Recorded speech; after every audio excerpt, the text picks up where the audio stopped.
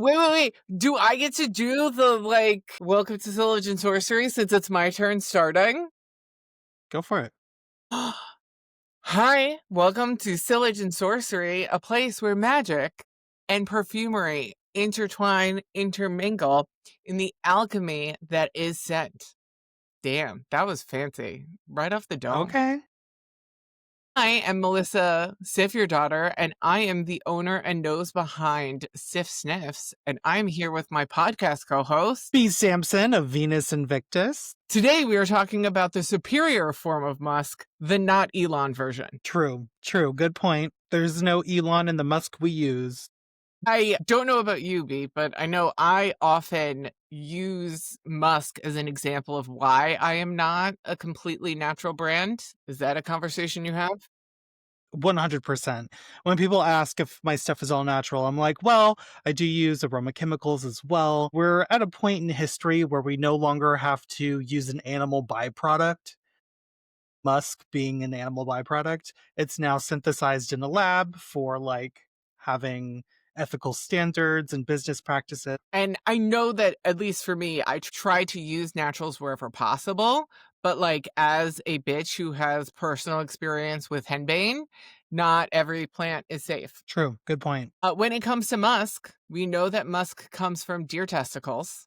And I am not castrating a deer in order to make a bottle of perfume. So, on the note of testicles, let's get down into the nuts and bolts of it all. No, you didn't. Yes, I did. Of course, I'm going to put in as many dick jokes as I possibly can. If we're talking about testicles, okay? Musk has been around for, honestly, millennia at this point, and it has language roots in a ton of different traditions. It is in Greek, known as Muscs. I'm just going to pretend like I pronounced that correctly. Persian, which is mushk. Sanskrit, mushka, which has the literal translation of testicle, and it's also part of the Proto-Indo-European language. And I'm not even going to try to pronounce that because there was a number involved in writing that one out phonetically. Musk has been a substance that we obtain from the glands of animals. So usually I say testicles, but strictly speaking, it is not actually from the testicles. It is from around that region on the animal, though. Several animals we obtain musk from. Almost all of them have musk in the name. So there's musk deer, which is the most popular one, and the musk deer is found in Central and Southern Asia, Tibet, India, Nepal, Pakistan. They seem to love being around the Himalayas. So if it's a country that has or touches the Himalayas, probably you will find a musk deer.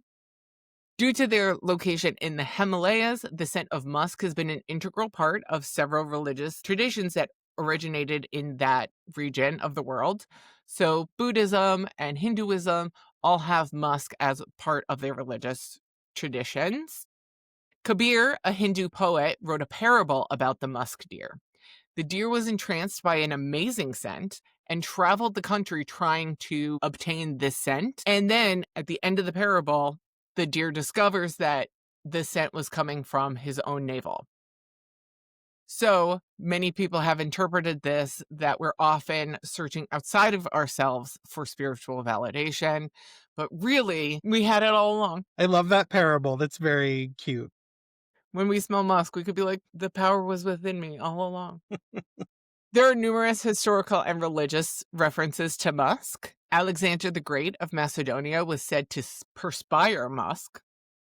His just natural scent and perspiration was musk. Why are we laughing? Sorry, it just reminds me of something that happens actually quite often. At least once a month, I'll be at an event and someone will come up to me and they'll be like, I'll be like, what kind of perfume do you like? And they'll be like, I like musty things. And I'm like, I think you mean musk, musky things. Musty is a nasty, dank smell. Hey, maybe they do. Okay. I'm getting a lot of people who want petrichor lately. Alexander the Great, the musty man. The musty. Or musky, depending on how we want to look at it. In the writings, it's musk. But, even in English, those things get confuzzled. The Prophet Muhammad and his companions were known to use the fragrance to smell good. Because of this, musk is still highly regarded in many Islamic traditions. But going back to the musk deer are one of 8 different species of the Muscus genus of the Muscidae family. So it's not just one musk deer. There's a fuck ton of musk deers, and they all kind of come from this greater Himalayas area. What makes this genus so fascinating is that it has its own dedicated musk sac. So instead of it being connected to, say, the testicles or something like that, it creates its own musk in a dedicated sac. You made a face. When I tell you that's not the most fascinating fact that I have found out about musk in researching for this episode. Just like talking about testicles and sacs and musk, it's a lot. It's a lot. I gotta But giggle. people love this shit. That's the thing that is so interesting is like we're absolutely going to be talking about like glands and testes and sacs today, but also people are obsessed with musk.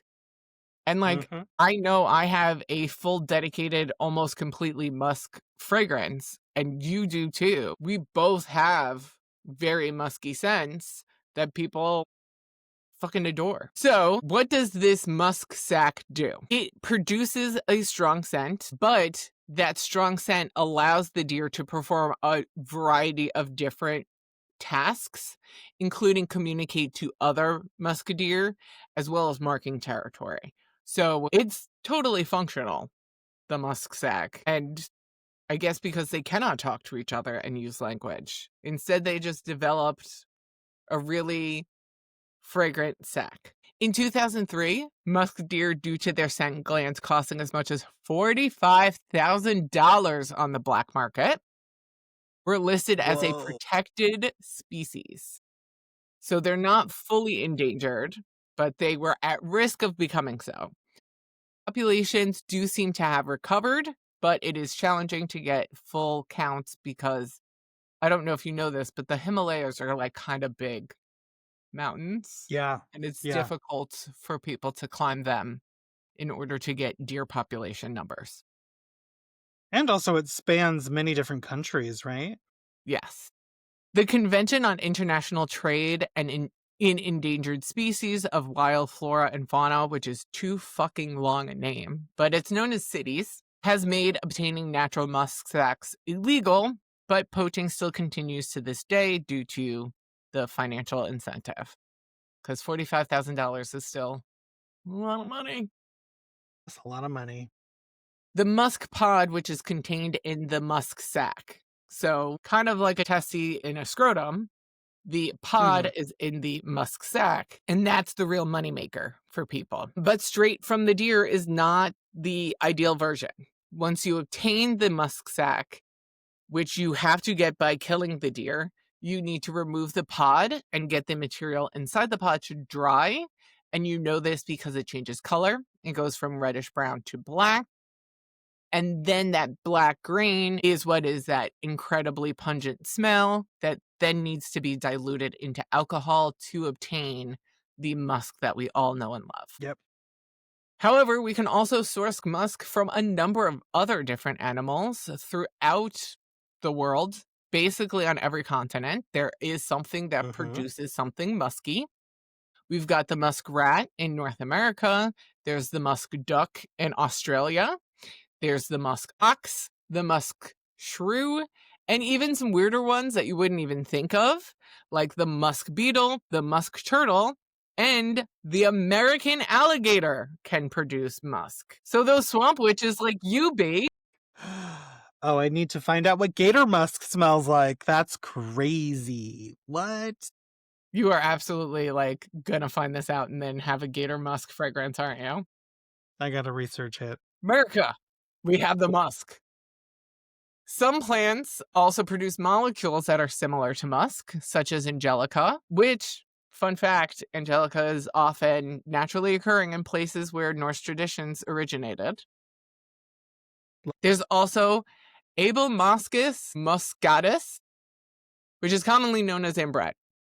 which also smells like musk. Of course, with all the other musk-related animals, there's musk flower, musk wood, and musk seeds that all occur in nature and all smell a little musky. So where does all this fun information leave us for perfumery today? Musk is considered a fixative, which we discussed in the last episode. Fixatives are often considered base notes. They make the fragrance last longer. But that is both a blessing and a curse. Like we talked about in the Forever Chemical episode, lasting forever isn't always beneficial. Galaxolide, a commonly used synthetic musk, is known to be difficult to degrade, and it's been found in rivers, lake sediment, and fish tissue. But that's not the only option. Synthetic musk, which has also been known as white musk, so when people see white musk, that means it's inherently synthetic, has been around since 1888. And remember when I told you we have some crazy ass facts? This is my favorite crazy fact that I came across in research for this episode. Albert Bauer was condensing toluene with isobutyl bromide in the presence of aluminum chloride in order to nitrate it. Oh my god, bromide is so scary. But a crazy fact, he was not a perfumer or someone interested in making something that smelled good. He actually wanted to find a new way to make trinitrotoluene, which is TNT. He was trying to make TNT and instead made the first synthetic musk. Well, that's crazy. Now, there are also a number of different synthetic musks that perfumers use every day, such as Animalid, Cinnarome, Muskinone, I'm going to say I'm pronouncing that correctly, Velvione, and Musk ketone. Every variation offers a slightly different take on the animalic fixative strength that we have all come to love in our musky fragrances. I will note, though, in like the real enemies of this podcast, that our favorite companies like IFF, Givaudan, and Symrise all have copyrights and trademarks on some of these molecules. So you can only buy either directly from these companies or through intermediaries like Perfumer's Apprentice. So we went balls to the wall for this episode. And now it's time for me to turn it over to you. Balls to the wall! Balls! Well, I am so excited about today's perfume. So when I do my section, usually B does not know what we are covering. So B knows the ingredient because I need to do my part based off of the ingredient. But B is surprised as hell. When we did the Jasmine and Mugler episode, we had kind of like prepared in advance that B would do Mugler, I would do Jasmine. This is the first time B is going to surprise the shit out of me, and I have zero idea what the fragrance of the week is. Well, our story begins not in a perfumer's lab, but in the rubble of wartime France. Serge Lutens. Have you heard of Serge Lutens? Yes, I've heard this name, but I don't know where. Serge Lutens, or if you want to be French about it, Luton. Serge Luton. I like saying Lutens. Serge Lutens was born in Lille in 1942, the product of an adulterous relationship. To protect his mother from strict laws against adultery at the time, he was immediately placed into foster care. This was the first, but not the last separation. The defining trauma soon came after. During a Nazi bombing raid, the young Serge was on a staircase, physically torn from his mother's grasp in the chaos. This profound literal loss of the maternal figure became the central driving force of his entire creative universe. He famously stated, "I invented her so I could exist." Every creation that would follow, every photograph, every makeup look, every perfume, would be an attempt to reconstruct and commune with his lost, idealized feminine. He was a reluctant apprentice in a beauty salon at 14, but his talent was undeniable. After a stint in the army, around age 17, 18, he says that it remolded him. After that, he fled to Paris, carrying large photos of his makeup work from his time at the salon to the French office of Vogue and was hired immediately on the spot. Damn. Right? Crazy. Good for the French people getting their shit done. The 1960s saw him become a revolutionary force. He collaborated with photographic gods like Richard Avedon, Guy Borden, and Irving Penn. His vision was unified and stark: ethereal skin, dramatic eyeshadow, short plastered down hair. He was known too for wearing black, and that's something that he's never strayed from. Then, in 1967, Christian Dior came calling. Lutens created the first makeup line for the house of Dior. It was so radical that the legendary editor Diana Vreeland declared it a revolution of makeup. His work for Dior wasn't just about color, it was about complete, unified vision. He was building an entire world. This journey of artistic chameleoning led him to Shiseido in 1980. Are you familiar with Shiseido? Yes. Okay. Mainly as skincare and stuff. He started working at Shiseido in 1980 and then shortly after became the brand's artistic director. He completely transformed the Japanese company's image with his haunting Baroque advertisements, turning it into a global powerhouse. He won the Lions d'Or at the International Advertising Film Festival, but he was still searching for a new medium, and he eventually found it in scent. A trip to Morocco in the late 60s had awakened his olfactory sense. He said the aroma of Morocco is linked to a form of life that allows you to be an individual in a dense crowd. By the end, smell was united with other senses. In 1982, he conceived his first fragrance for Shiseido, Ombre Noir. Dressed in lustrous black and matte, it was a concept that foreshadowed the minimalist code of the 1990s.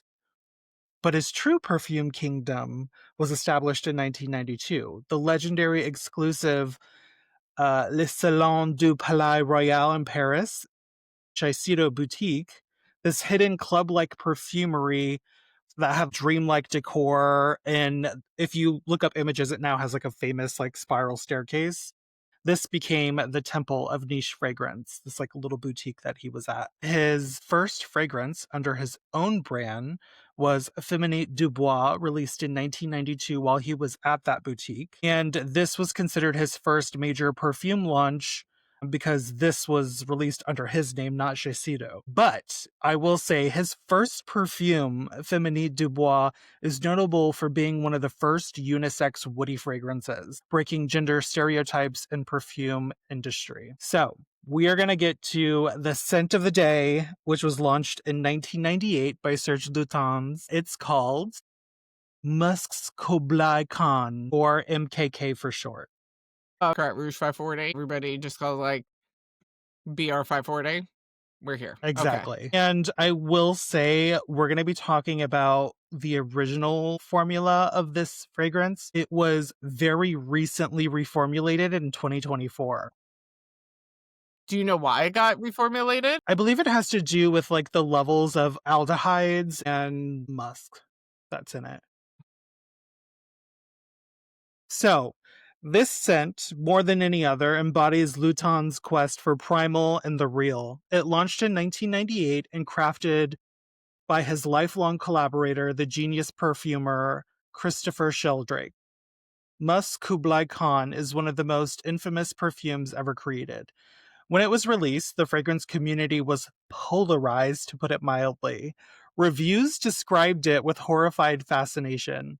Critics used words like animalic, crotch sweat, even camel feces. I love that. You either love it and it's one of your favorites, or you're like, this is absolute trash and I cannot stand it. What the fuck is going on? One reviewer famously called it the smell of an unwashed body of a conquering king. And this was no accident, though. It was a deliberate provocation, a scent that confronted you with the raw animal self beneath the civilized veneer. But what does it actually smell like beyond the shock? But before we do that, I'm going to send you a review to read. We're bringing in the reviews. The universe wanted me to smell this fragrance, and by chance, I was gifted a generous sample. First and foremost, the civet slaps you in the face. Never did I expect it to be so prominent, but it is. The opening is smoky and fecal. As it warms on the skin, the musks become softer, more tranquil. It smells austere to me with no sweetness whatsoever. The rose slowly peeks out at you, however. Civet and the musks are very dominant here. I don't get any sex appeal from this.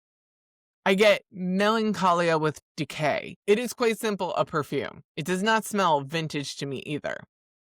This is more of an experience rather than a fragrance if you wear it to smell good. With a lot of Serge Lutens scents, they invoke an otherworldly melancholy, and this just happens to smell of decay. It is said that Marlene Dietrich isolated herself from the world towards the end of her life. She died alone in squalor and decay in her apartment in Paris. This is what I imagine her apartment to smell like. Damn. Very cool, right? Although, like, the visual is visualizing.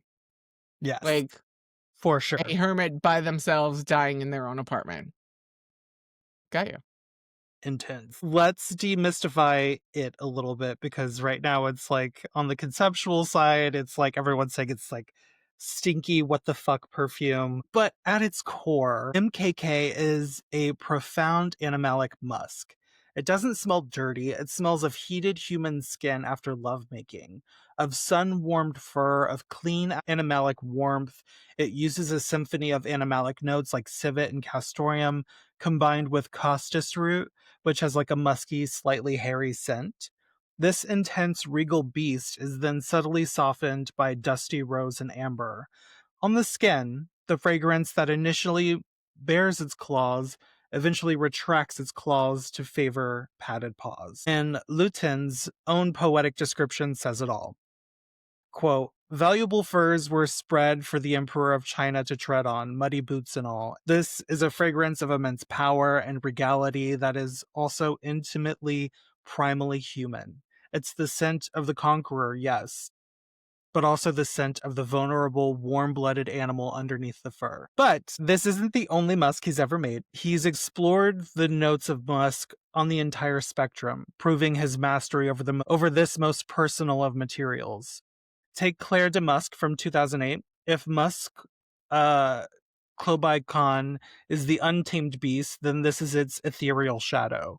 Lutens described it as a musk that walks in moonlight, a wild beast tamed. It's a sheer, clean, and abstract musk that shows the note can be as weightless as it is powerful. And then there's another popular one from him, L'Orpheline from 2014, which connects directly back to his personal story, centered on incense and a clean, lonely musk. The scent is widely interpreted as being inspired by silence and isolation of his childhood. It shows how he uses musk not just for sensuality, but as a base to convey profound emotion and memory. So, what is the lasting impact of this enigmatic man and his scented quest? For Serge Lutens, perfume was never a simple aphrodisiac. It was a search for identity. Musk, being the scent closest to our own skin, was the perfect medium for this exploration. He used it to blur lines between the animal and the human, the primal and the polished, and the self and the other, the son and the mother he never knew. The house today has evolved. In 2017, the parent company Shiseido implemented significant changes, making many fragrances more exclusive and discontinuing others.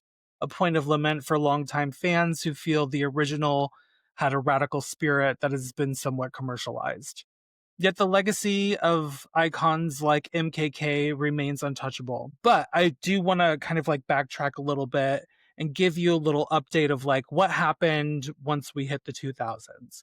Well, in the 2000s, he officially launched his own perfume brand, Parfum Beauty Serge Lutens, later renamed just Serge Lutens, with Shiseido's financial backing and support. He continued to collaborate with Shiseido, and the two companies have maintained a historical relationship, with Shiseido completing the acquisition of Serge Lutens' trademark in late 2015. So he was born in the 40s, so he's old now. In his 80s, he was awarded the title Commandeur des Arts et Lettres by the French government for his lifetime of artistic innovation. But his true monument is in the bottles that he's created. He taught the world that perfume could be high art, that it could tell a story as complex and painful as any novel, and that musk isn't just a perfume note, it's the very scent of a memory, of skin, of a soul, bottled. And I think that also connects to both of our musky fragrances. Yeah, they tell stories. I think I'll talk for my own and then you can kind of talk about Artemis. But for mine, it's called The Lovers. And the inspiration behind The Lovers was the morning after. So it's a musky fragrance because it's all the remnants of the night before. So as you're saying kind of all of these things that Serge Lutens was trying to do with his fragrance and kind of talk about like that in between the self and the other, when you are engaged in stuff that happens the night before, that is kind of this commingling of two people. And I think that my Lover's fragrance tries to speak to that. Whereas on the flip side, Artemis, goddess of the wild hunt. Yeah, Artemis is, I really wanted to do something for Artemis that was inspired by like what she has purview and rulership over. So like Artemis is associated with the wild hunt, untamed beast, wild animals, and where does musk come from? Comes from animals. So it has that very like animalic, while still having like a groundedness with like iris root, and then the top notes are light citrus and pink pepper, and that's supposed to be portrayed as like her bow and arrow. I love that. So yeah, I have the musk with cashmere and linen because I wanted like the bed. love I that. feel like The Lovers is like very literal of like it is the morning after. So it's like we're in the bed, we're in the sheets, we've got like that's what I was going for. Is I was going for like straight up, we woke up, we're in the blankets. This is what it smells like. I fully was gonna try to get a little Serge Lutens discovery set, but I was like, I don't have an extra $80 lying around for a discovery set of high-end perfume. This is a very expensive hobby to get into if you want to keep it as a hobby. That's the episode for today. I feel like it was kind of short and sweet, but that's all right. Yeah, but we also had like an episode a little while ago that was straight up over an hour. Like a little over an hour long, yeah. Yeah, so let us know if you like them short and sweet or if you want them long and unruly. That would be helpful information, helpful feedback. Some housekeeping stuff, as you guys can probably tell, we own our brands, and Christmas or the general holiday season is coming up. So we're going to take a short break for December, but then we'll be back in January. So it's not like a crazy long break like we did for the summer. It's just going to be like about a month, and then we will be right back. So think of it as like a little half break, but that's mainly because our real jobs are being perfumers, not podcasters. True. Also, thank you guys so much for having us hit over 100 subscribers on YouTube. As of recording, we're already at 104. So we like hit it and then just kept going. So we love that for us. So thank you guys so much. Thank you to everybody who's rated and subscribed, even if it's not on YouTube and it's on Spotify or Apple Podcasts, or left us a review or told your friends about it. Thank you so much. It helps us grow and find other people. We so appreciate it. We appreciate all the love. And before we go, I want to know, do you have anything big coming up? Well, okay. So I've been hardcoring on the collabs and the winter limited edition. Am I going to say it on the pod for the first time instead of announcing it to my subscribers? I think so, actually. It's called Crone's Cauldron. And it's a simmer pot themed fragrance. So we're talking like orange and cranberry and anise and all of like the fun stuff that we put in a simmer pot with a lovely base of like a fuck ton of different pines. But I'm collabing with one of my good friends at Blackthorn Boutique who makes simmer pots. So she is making simmer pots that have a lot of the same ingredients as the fragrance. So you could check out either of us because she got some of my fragrance and I have some of her simmer pots, and kind of together we are both selling both of those. So that's going to be available both in person and online until I run out of stock The other one is that one of my friends is doing a art show, and I am donating fragrances to her art show because the whole art show benefits environmental conservation. The art show is called Petrichor, so I'm releasing a Petrichor scent that is just petrichor. It is nothing else. If you want to smell like dirt and rain, it's going to be exclusive to her art show.